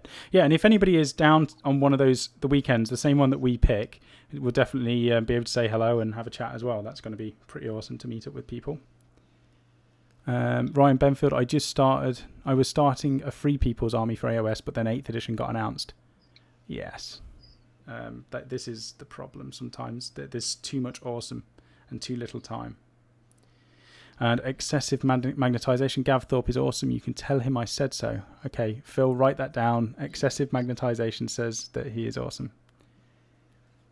Coyote, nice score.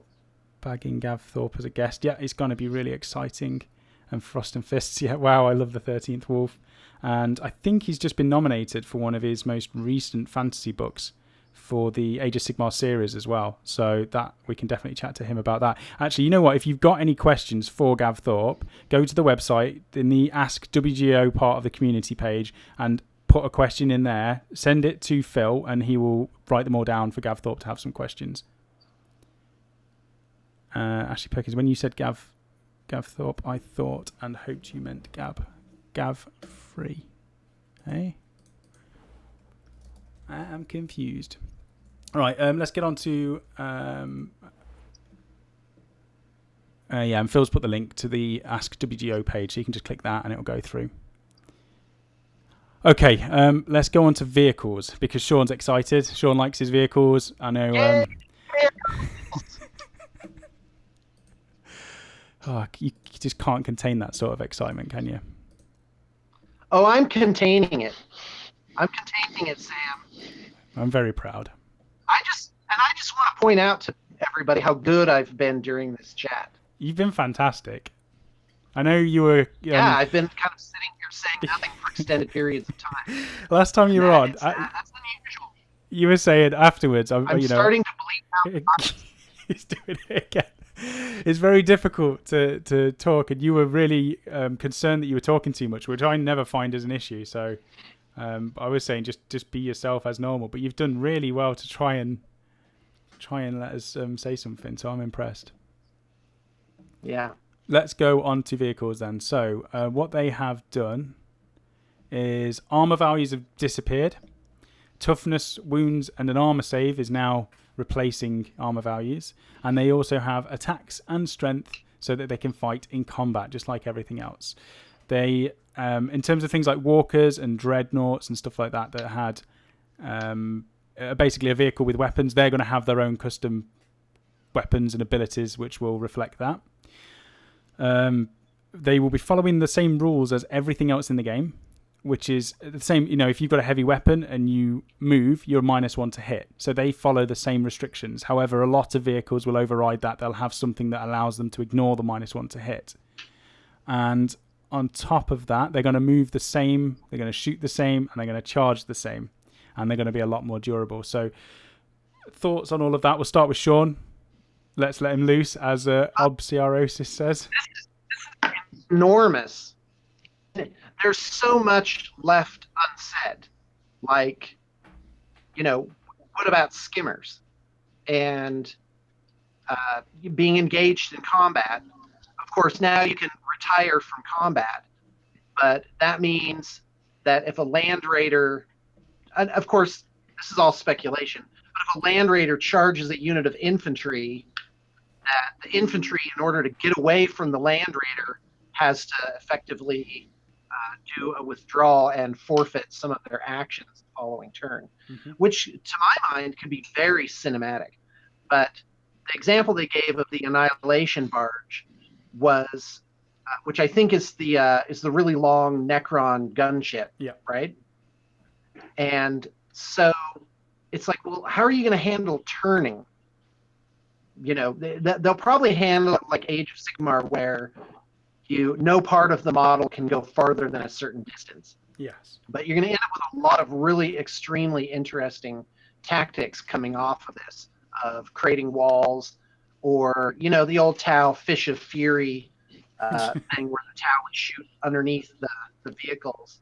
And I think with this new rule set, even though it seems like, oh, well, we've just made it simpler and things can just they just act like all the other objects in the game. That's going to change how this game plays a lot. Yeah. And another thing is, yes, I'm going off. The other thing is the durability of vehicles. Since they're by wounds now, you can't. There's no chance, no matter how slim, that you're going to kill something with a las cannon in one shot. Because if I'm reading it right, that las cannon only can only do 6 wounds maximum. Mm-hmm. And vehicles, we're seeing them have 8 wounds or more. So if you look at the bell curve of dice rolling, is that, you know, that curve, the more dice you roll, the more the bell curve of probabilities goes towards the center. So even in 2d6, it's, you know, to get that 8 or higher, you're down to a pretty relatively low percentage, assuming that you don't run into any of the other factors of wounding, because now those high strength weapons need 3-ups to wound, whereas before they used to need 2-ups a lot of the time. Mm-hmm. Not always. A big chunk of the charts is converted from 2+ to 3+, and that really hits the heavy weapons, I think. And the Annihilation Barge being at 4-up armor, that's very interesting. That's obviously how they're going to handle open-topped things and whatnot. And, you know, and the last thing is, I keep seeing, you know, some people groaning about how small arms fire can take out these giant vehicles, and you don't understand. Once you're having to throw 400 dice at something, the bell curve of probabilities making average result in the middle is going to be so high that you're really you'd have to play like 1,000 games before las guns are going to destroy a land raider. It's just, and I think once the rubber hits the road and people actually start playing the game, you're gonna find actual tactics emerging where the right weapon is being brought for the right job. And lists are going to have to reflect this as well. Lists aren't going to be the same powerful unit over and over again. It's going to be a mix of armies, a mix of units. We're going to see stuff on the battlefield that we haven't seen in a long time. Models that are incredible that people don't use purely because there's a better choice out there. And now it's going to be used. So I think that's a good thing. One other change as well, there's a couple of changes. One, you can charge into combat with the vehicle, the same as any other unit. So I don't know who it was earlier, but they were saying that you can send your tank in and that can draw the overwatch fire or the reaction fire straight away. And then after that, you can pile in your units around and try and take up as many units into combat as possible, which is, one, it's going to look awesome, and two, it's quite a tactical thing, is just driving into units with tanks, and the anti-grav vehicles that Eldar have got, just flying over a unit or into a unit and burning everything. It's going to be very cinematic to actually play. Well, that's going to be the thing, is like tanks can charge in, and then let's say, for instance, the unit they've charged, they don't take out in that turn that they've been charged. The next turn they want, I want to get out of this combat. So they fall back, they can't do anything, but then there's a unit that's inside that tank that then's free to get out and charge that unit. Didn't think about that. Yeah, whether you can stay in that transport while your vehicle is fighting, and if that retreats, whether that affects you not being able to do something. I really didn't think about that. But even going more into that is, let's say that for an example happens, a unit then gets out and charges that. Because you can have multiple units in that tank, you could still have a character in another unit in that tank that then drives off to go and do something else, like take an objective. Mm-hmm.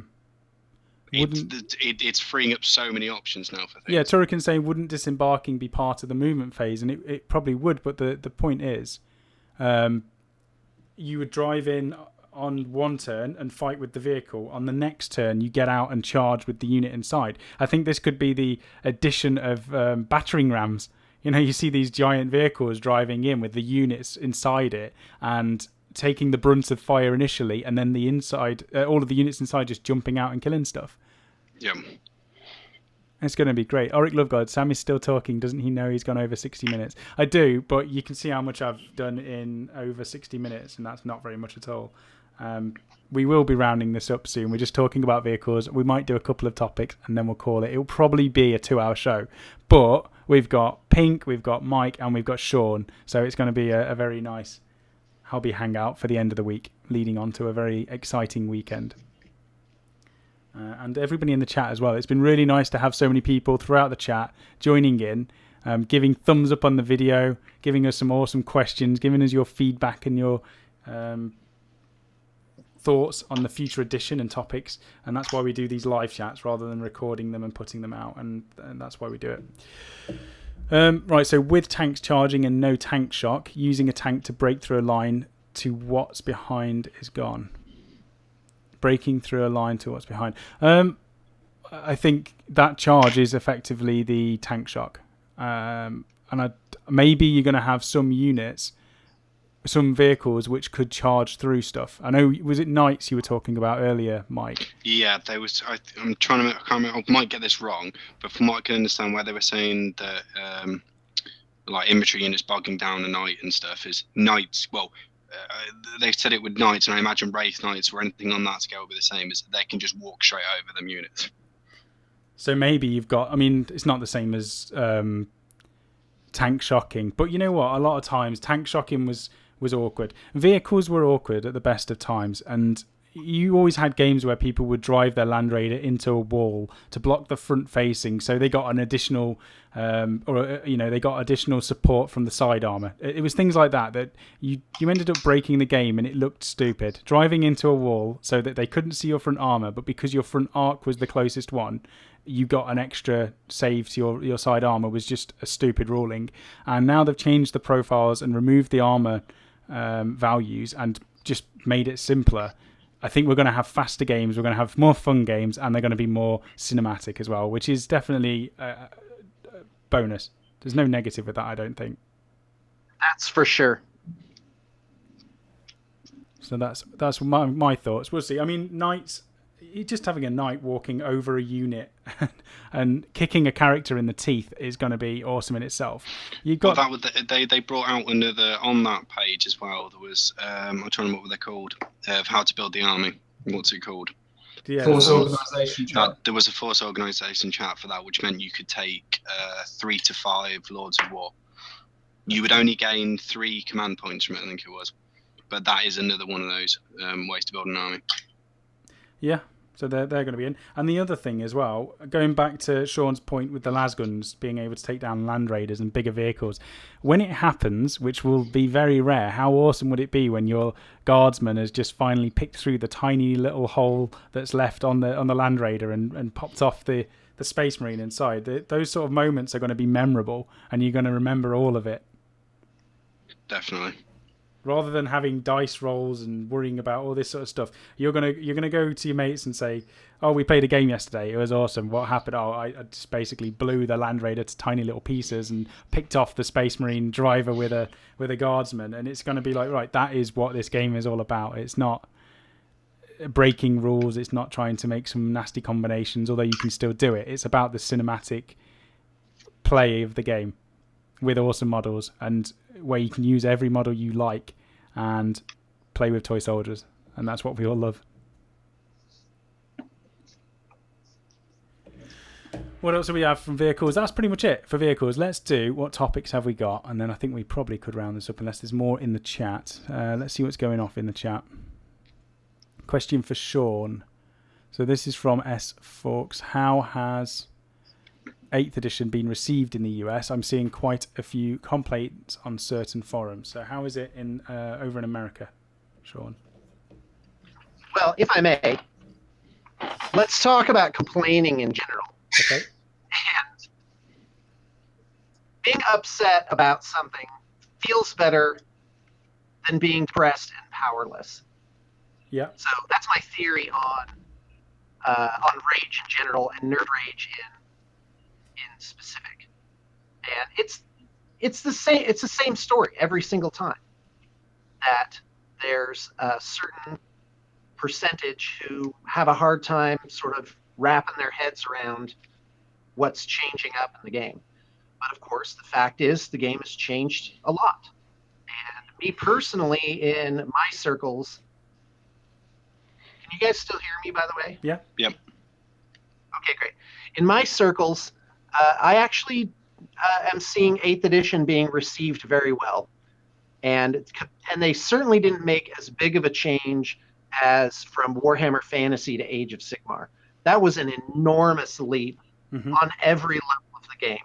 The models, how it was being supported, and of course the game system. Of course, Warhammer Fantasy, and I do believe Warhammer Fantasy was first. And if you look at early editions of 40K, they brought a lot of those rules over, especially for morale. And so the game has just changed in every edition. So the question is, how much of a change has there been? And for 8th edition, I think it's changing in all the right directions. And to answer the question, how is it being received in the U.S.? I believe very well. And I think here we're going to adapt to it a lot more quickly. We have a really great tournament scene, and those tournament organizers and those competitive players, they're not going to go away. I think they're going to really take it in stride.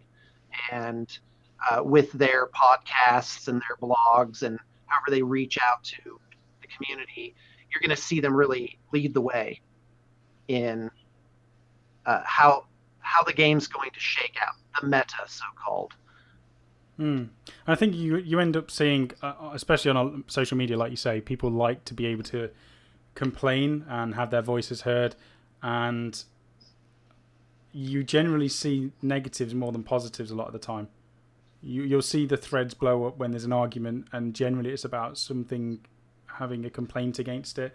They're never going to get it perfect. Someone's always going to be unhappy with something, and I think it's very difficult for any company to get everything right for everybody. So when there's any sort of change, especially to something that people have done for a long time, there's going to be speculation as to whether it's going to be a good thing or a bad thing. And generally, because it's something new, people don't like change. It's going to be a bad thing until it's been played and tested. And then, in 2-3 years from now, everyone will have just probably gone, why was I even worried about it? This is the best thing to happen. It might not. It might be the worst thing to happen, but I'm pretty much 100% sure, actually, that this is going to be a very good thing for the hobby in general, Games Workshop as a company, and just as a 40k player, to be honest. I think it's only going to bring good things. What else do we have? Sean is keeping his energy level lower than usual. Be cautious. Turrican, I'm putting dozer blades on all vehicles and charging everything. Yes. Patrick Metzger, what is that in relation to?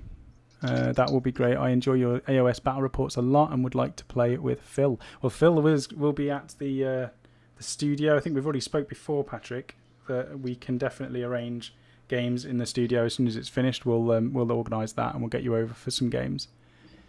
What else do we have? Getting overwhelming CC units into where you want them with fast assault transport spam could be a real power. Yeah, and I think we're going to see units like Dark Eldar and Eldar with their fast-moving transports. Just their ability to fill gaps on the battlefield is going to be something that's going to be really a key strength to that army. What else do we have? All right, let's go down this a little bit. Your AOS battles are all played with 1,000 points, but I saw your models and was wondering if you will do bigger games. We're definitely going to do bigger games. For now, we're trying to get as many 1,000-point armies as possible in the studio so that we have variation of armies. We don't want to just keep playing the same stuff over and over again. And unfortunately, it takes us a lot of time to paint in between filming battle reports. It's me and Phil basically who have to do all of the editing, all of the filming, and a lot of the painting. We're trying to get Mike on board. He's doing his Skaven army, and Pink has done his Khorne Bloodbound, and he's working on his other armies as well. So as a whole, we're trying to get a mix of armies to play, and initially it will be 1,000 points, but we're going to go up to probably 2,000 point games, and maybe not much bigger than that for our battle reports, because we want them to be an hour to an hour and a half long, and that's with the the introduction, the army overview, and the game. And then on the premium part of the website, we'll probably put a post-game chat where we go into more detail. Me and Pink have done one before. I think there's one for this Sunday as well that Pink and Phil have recorded, where they just go into a 15 to 20 minute chat about the game in more detail. So we'll definitely look into expand those. Specifically, his mic is wonky. Whose is that? It's probably mine. I'm not sure. Right,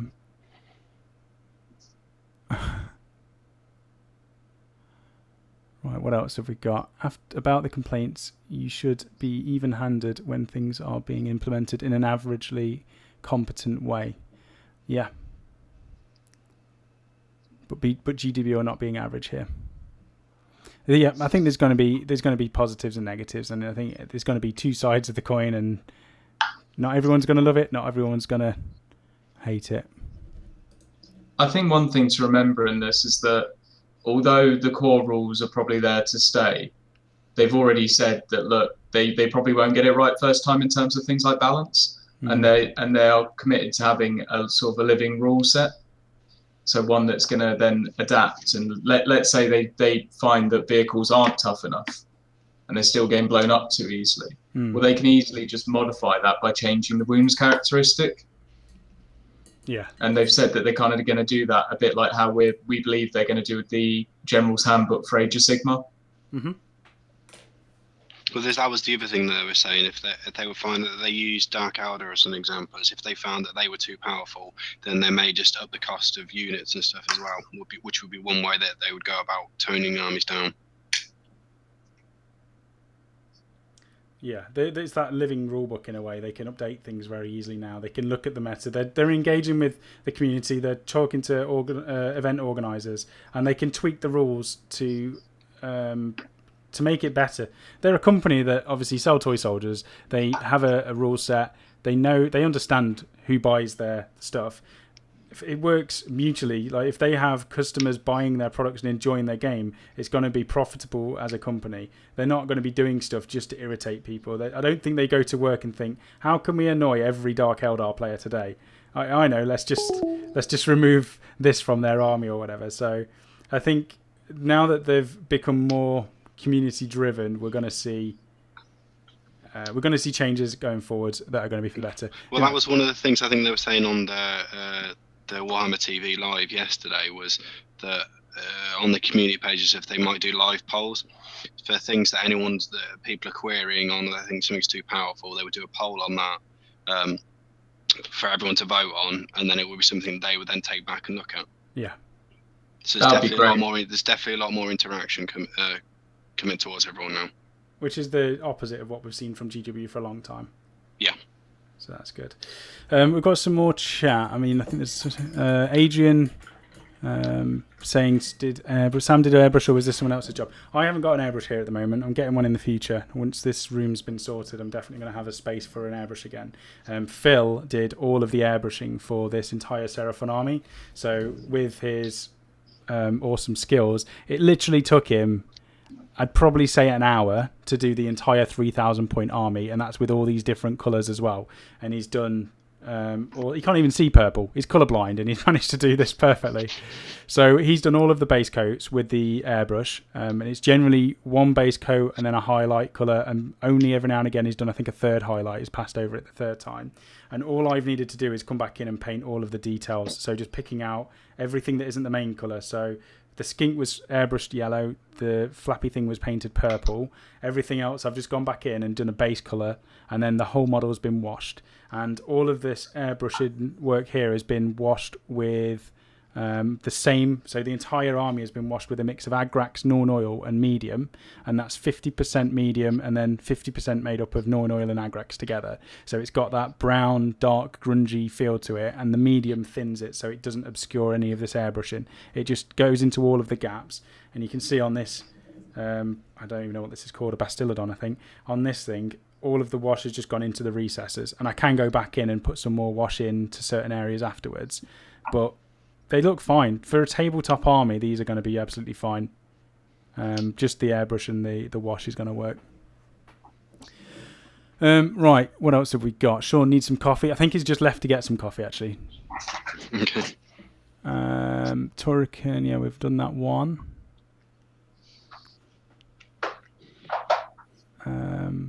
What else do we have? Stephen Legger, I seldom like change. 8th edition is one of the few times I have been excited by upcoming change. Yep, I definitely don't like change either. I'm on your side on that. But just I think having an open mind is the main thing about this. Not being negative about stuff because it's change, which is what I would normally do. I'd normally be like, I don't like it, it's different. But just thinking about how it could be a positive rather than being negative about stuff. So is it gloss and wash after Sean? Not sure what that is.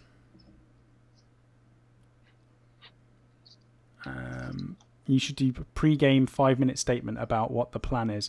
We've done, obviously we've not done loads of battle reports. I think we've probably done 10 or 11 so far, mixed between, maybe more actually. There's about 4 or 5 on YouTube and at least 3 to 4 on the premium. We're doing one a week, so that's what we've been doing. But the more we're doing of the battle reports, our general recording is going to be a pre-game chat. If we can do that for all of the premium stuff, will generally have more to it. So the premium chat will be longer. We're going to go into more detail on the post-game chat, and then the core part of the game will be the same. But we're definitely going to go over the armies at the beginning and a brief about what the game is and what the battle plan is that we're playing, or the scenario. And mainly for the premium, which are going to be the longer ones, we'll go into more detail about what our plans are. But obviously you don't want to give everything away. When we record this stuff, I'm going to be stood next to Mike or Pink. I don't want to tell him all my secrets because Mike will definitely turn them against me. So No, I quite like that though, because what you could do is you could say the other person goes out the room for 5 minutes and you just hold the camera yourself and say, look, this is what I'm thinking of doing. And then right at the end, you can actually see whether or not it worked out that way. Yeah, definitely. And Auric Loveguard's put...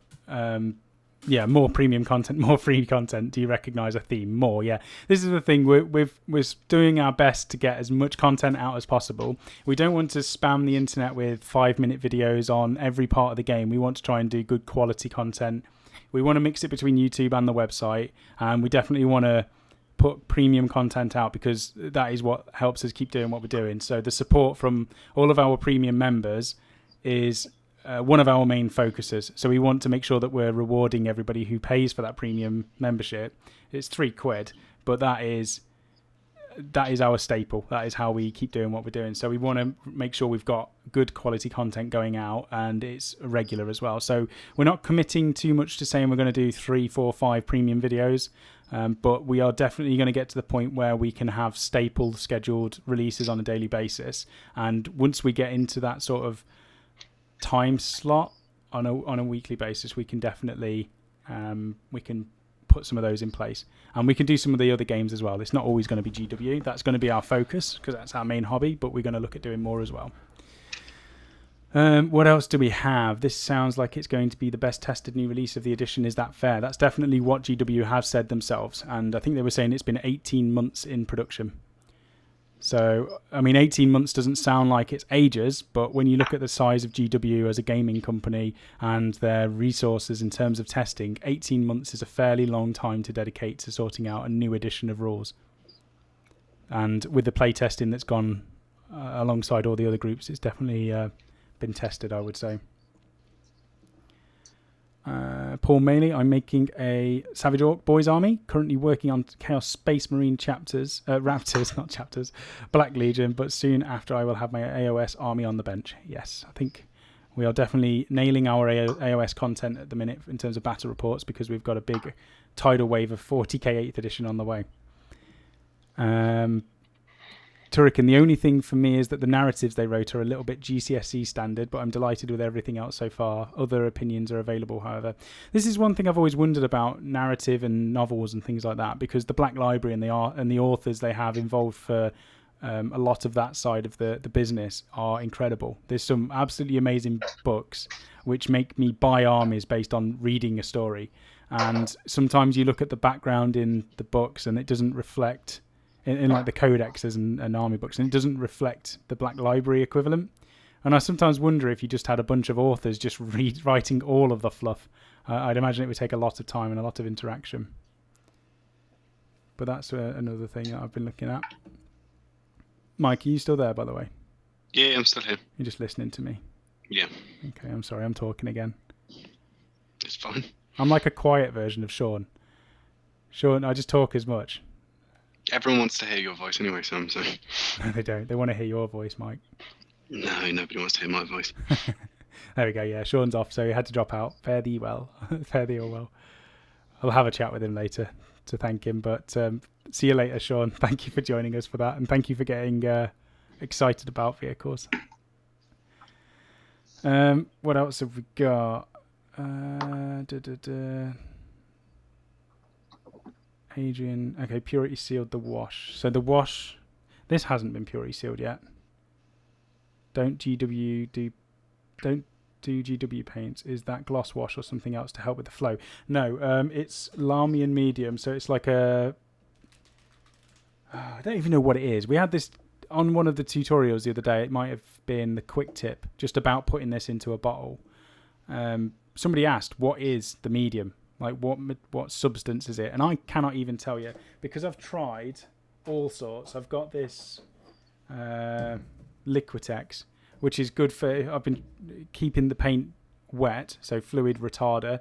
This sort of stuff lets you keep the paint wet on your palette for longer, and obviously you mix that with a wet palette as well, just to increase the reduce the drying time. But medium is basically magic paint, and this is the stuff that goes into washers. So if you buy a non-oil, it's the same as having a black paint and mixing it with medium, is what I've been told. But if you get a black paint and mix it with water, it will not do the same as this wash. So if you want to thin down a wash more so that it doesn't leave watermarks on a model, mix more of this medium into it, and that's all you need to do. This is literally the best thing that Games Workshop sell, in my opinion. And all of my washers will be mixed 50-50 with medium. Just make sure. I wish they sold this in bigger pots, because I would buy a pickled onion large jar size worth of medium. Do any other companies make medium sort of substitutes? There are other substitutes. I've just never used. I've not used them, to be honest. We've got some from Vallejo. Phil's got that at his at the minute, so we'll get Phil to test it and see what the difference is. But I've only ever used this, and I've never gone wrong, so I've always kept it. What else do we have? How many hours are there in a week? Saying how many hours am I doing? 80 hours a week minimum, yeah, at the minute for myself. 80 hours a week is an easy week. What else have we got? I think it's a bunch of, yeah. Sam Turrican. Sam is literally lazing around for almost 100 hours a week, every week, not making any content for us. I wish, Turrican. You know what? If I had any time, I would be on my Xbox, I think, just to have a little bit of a break. You know, kill some of the nerds like myself online on a game. I'm not going to do it in real life because that's bad. It's very rare at the minute you get any time to do anything else, isn't it? Yeah, I mean, when I was working full-time, running a Games Workshop store, and before that, working as a manager, I thought that it wasn't a difficult job. It was a full-time job, though. It was like 40 to 50 hours a week at least, and then going home and doing extra work and stuff like that. Even when I was working full-time, I had time to spend with Rachel, make tea, do a bit of cleaning, play on the Xbox, watch a bit of TV, and then go to bed. My daily routine is, can I squeeze in half an hour to watch TV? And that will potentially be time for me to chat to Rachel at the same time. So she's really forgiving, but it is a lot of time going into making content. And yeah, you're definitely not getting much sleep at the minute, are you? 6:30 last night I got to sleep, and it's although you know what, that is because I played Dice Masters with Dave for a couple of hours, so that's why it was 6 o'clock. But you know, I'm getting used to this life. It's the hard life, Sam. It's the hard life.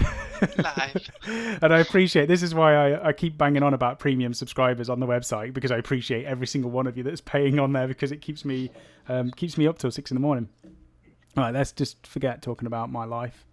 Let's carry on. Water splits GW washers, medium thins it. Yes, perfect, Hairy Painter. That's a better explanation than I could do. These new Marines and some Chaos, probably a decent small game from the models that come with that for a starter. Yep. Zach Daniels, yeah, but there's time what? There's the time Nuffles with you and you kill their favourite player. I don't get that. Are we talking about... I don't know what we're talking about. Oracle of God, 89% distilled water and 11% retardant. Okay. Sergeant Shamrock, we will see the bigger Marines in the Chaos faction. That'd be pretty sweet. Yeah, they've said... somebody was... I think that was in the FAQ. Space Marines are getting these really cool Marines. Are Chaos getting anything? And they said, yeah, they're going to get Nurgle. And Phil is playing his tiny violin again. That's all right, Phil. You're going to take over and do all of the battle reports and editing soon, so I won't need that. I'll take the violin and play it for you. Jonathan Shaw's playing a violin for me as well. We've definitely got to the end of the show because the bullying has started. It's definitely that time, isn't it? And then Oracle of God, take a holiday every now and then. All work and no play, put Sam in a bubble. He's obsessed with this bubble in the top right-hand corner. I think I'm going to put a bubble up there with a picture of me that will stay there permanently, and that will be it. Oh, Stephen Leggett's talking about Blood Bowl. Got you. Right, I think I did absolutely no painting tonight, so I apologise. Pink has been working away and probably got loads done. Yeah, I've got 2 laser rapiers done. Oh, God. I love that Torrigan. I'm just reading Torrigan's comment. This is Sam. He has to walk literally yards every day to reach his painting table. Sam needs your help. For just £3 a month. Which is less than a price of ice cream where we are. Oh, that's incredible. On that note, we're probably gonna call it. So there's a bunch of you that have joined us from the beginning. There's a bunch of you that have joined us halfway through, and there's a load of you that have joined us at the end. We appreciate every single one of you for joining and commenting and liking the video. As always, have an absolutely amazing weekend. Plenty of painting, plenty of gaming, or whatever it is that you're up to this weekend. We're going to move into the studio, and we're going to get some more videos up and show you how awesome it's going to be. Thank you to Mr. Pink for joining us. No worries at all, mate. Although, always happy. I think you should thank us because you've got some painting done now, actually. And yeah, but now I've got to explain to the wife I'm coming to bed so late. Oh, that's true. So. You have got an early bedtime normally. Yeah. And Michelangelo, thank you as well for joining, as always. It's all right. Cheers, everyone, for watching. Big McDanskull's just joined at the end. Hello, good night. C. Mawson, I really need a job where I can hobby at the same time. I'm trying. This is the thing. You saw how much hobby I got done tonight, and that's Rachel's armies. Awesome. Right, we will see you all. The next live show will probably be Wednesday. We're going to have a busy week next week again. So Wednesday is our normal live chat. Thursday, we're going to have Gav Thorpe on at 9 o'clock. And then Friday, we're going to have the Hobby Hangout. So we've got 3 shows again next week. Thank you all for joining. We're going to have all the other content in between that. Have a lovely weekend, and we will see you all in our future. Bye-bye. See ya. Bye.